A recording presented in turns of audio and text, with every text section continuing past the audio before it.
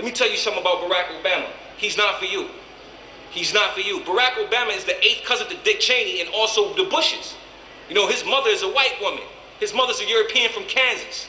You understand? He has a tie into the same royal bloodline that is destroying our communities right now. That's blood sucking off our people right now. You think you putting a brother in office? No, you putting a snake in office. You putting a devil in office and you don't know it. And y'all want to talk about the lesser of two evils? First of all, your voting doesn't even really count.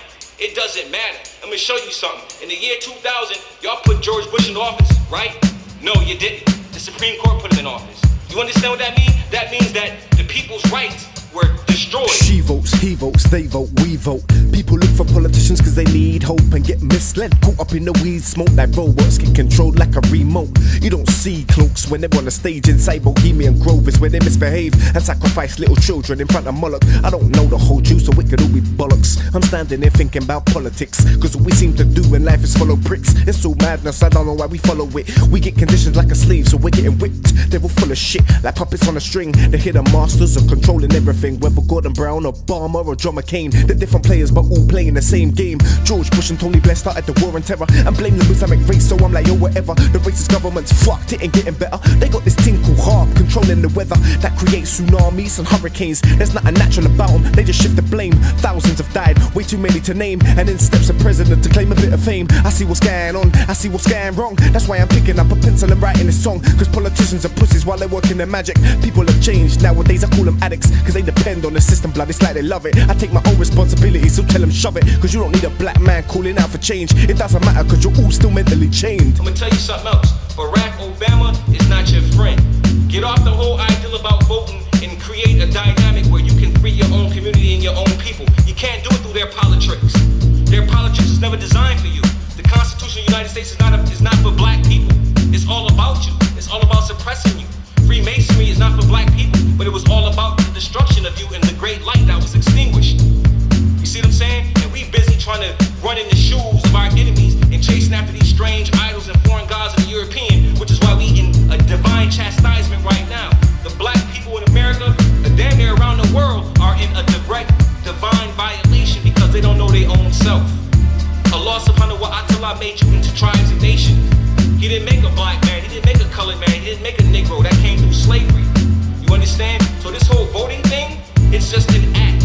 It has no bearing on nothing. Wake up and smell the coffee. You're not doing anything but killing yourself even more. See, Barack Obama is a friend to George Bush. Did y'all know that he voted for the war? That he signed for the war? That he acknowledged it and backs the war? Did y'all know that his universal health care plan doesn't include everybody like he's saying?